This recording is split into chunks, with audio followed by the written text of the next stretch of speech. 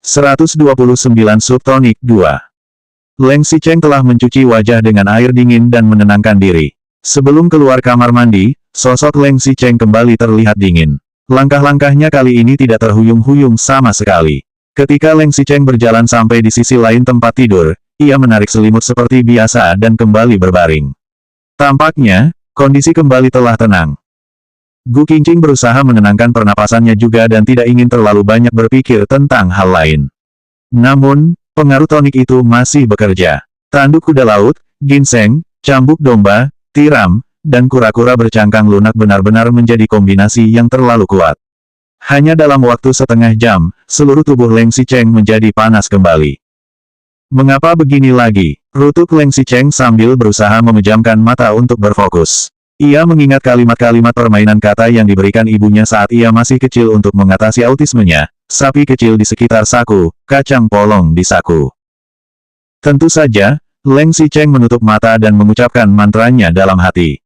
Tetapi, setelah ia mengucapkan kalimat-kalimat itu sebanyak 10 kali, efek mantra pembersih hati itu tidak berhasil.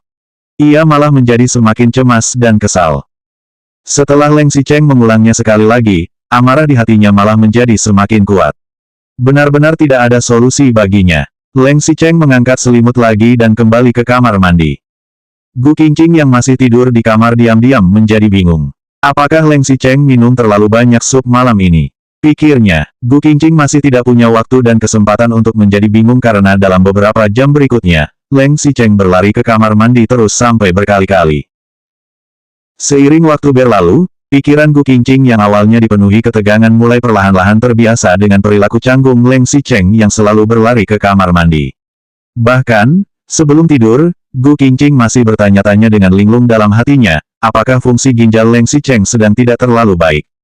Mengapa dia terus buang air kecil sepanjang malam? Tak terasa, waktu sudah menunjukkan pukul 6 pagi. Leng Xicheng rasanya sudah mau gila. Setiap kali ia berlari ke toilet, ia tidak meredakan keinginannya, tetapi hanya mencuci wajahnya dengan air dingin dan menenangkan suasana hatinya. Namun, setelah kembali, ia tidak mengira bahwa hasrat itu akan muncul kembali dengan begitu cepat dan bahkan semakin menjadi-jadi. Sekarang Leng Xicheng sudah yakin bahwa pasti orang tuanya telah meletakkan sesuatu di dalam supnya. Sup itu yang membuatnya bola-balik pergi ke kamar mandi dengan begitu menyedihkan. Tetapi, begitu Leng Xicheng kembali kali ini, ia berjongkok di depan tempat tidur dan melihat Gu Qingqing yang sepertinya telah tertidur dengan sangat nyenyak. Bajingan ini, aku pergi ke kamar mandi berkali-kali dengan menyedihkan, tapi dia malah sedang bermimpi indah. Tidak bisa, pikir Leng Xicheng dengan kesal. Ia tidak bisa membiarkan Gu Qingqing tidur begitu nyenyak sementara ia sendiri merasa begitu sengsara. Selain itu, tenda di celananya juga menjadi semakin jelas. Leng Xicheng punya istri yang dinikahinya dengan sah.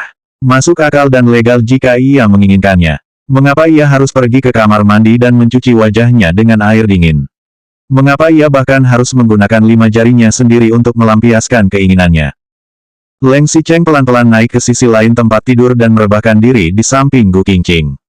Kemudian, ia menggerakkan bahu wanita itu dengan lembut hingga menghadap ke arahnya.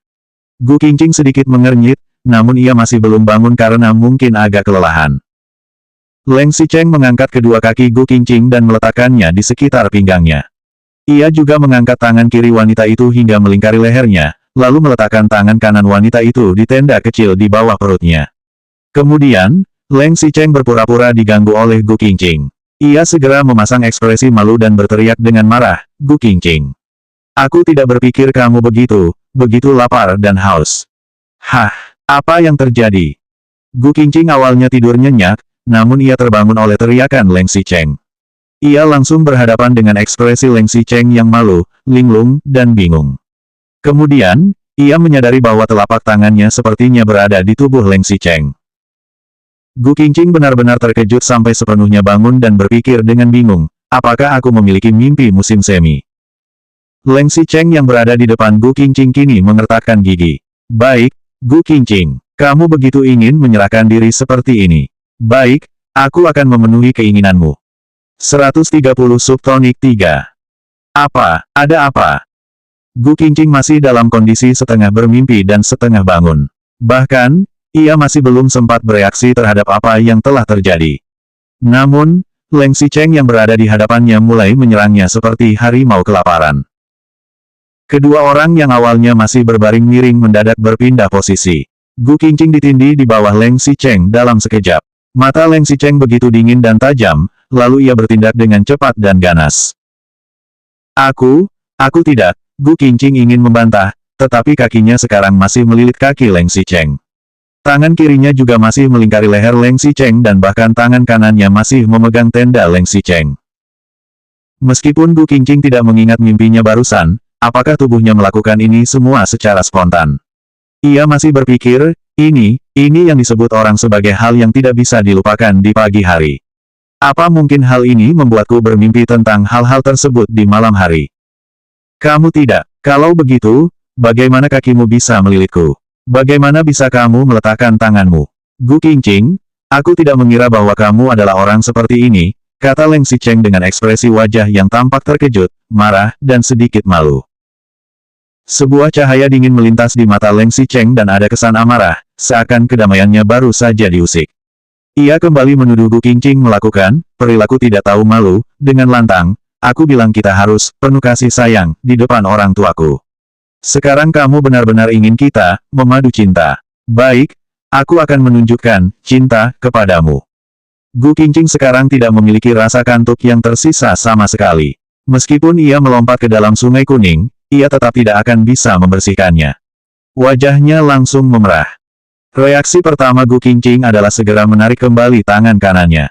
Ia juga tidak tahu bagaimana bisa ia begitu berani melilitkan kakinya pada kaki Leng Xicheng, merangkul bahu Leng Xicheng dengan tangannya, dan bahkan, Gu Qingqing tahu bahwa kadang-kadang kelakuannya tidak bagus sewaktu tidur. Namun, ia tidak pernah mengira bahwa kelakuannya sewaktu tidur begitu mencolok.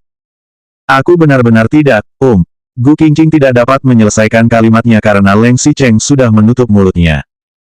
Dengan cepat, pria itu benar-benar menyeretnya ke dalam mimpi ilusi. Leng Xicheng yang marah benar-benar sangat mengerikan. Setelah Leng Xicheng diberi 3 mangkuk sup tonik yang sempurna oleh orang tuanya dan menahan diri sepanjang malam, Leng Xicheng bahkan masih bisa menjadi jauh lebih mengerikan. Leng Xicheng segera membangun dan mengendalikan momentum yang hampir menghancurkan Gu Qingqing. Ia menghukum Gu Qingqing dengan kejam karena kesalahan wanita itu. Ia menyerang Gu Qingqing tanpa ampun, seakan sangat ingin memasukkan wanita itu ke dalam mulutnya dan menelannya. Gu Qingqing seperti kapal yang hilang sebelum benar-benar ditarik ke dalam pusaran air oleh Leng Xicheng. Padahal, sebenarnya masih ada satu hal yang tidak Gu Qingqing sadari dengan jelas.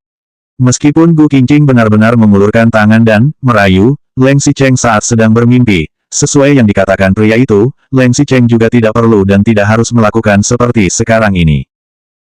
Bagaimanapun, Gu Qingqing tidak berani melawan dan juga tidak berani berteriak pada Leng Xicheng. Ia takut didengar oleh orang lain karena langit di luar sudah cerah. Tanpa ia tahu, Leng Xicheng membatin, siapa suruh tidur nyenyak sendirian semalam. Leng Yunting memiliki hobi senam pagi dan selalu melakukannya dengan rutin pada pukul 6.30 pagi. Begitu ia mulai senam, Luo Qingsui biasanya juga sudah bangun. Meskipun rumah ini dibangun dengan baik, mereka tetap bisa mendengar gerakan di lantai atas ketika Leng Xicheng dan Gu Qingqing melakukannya.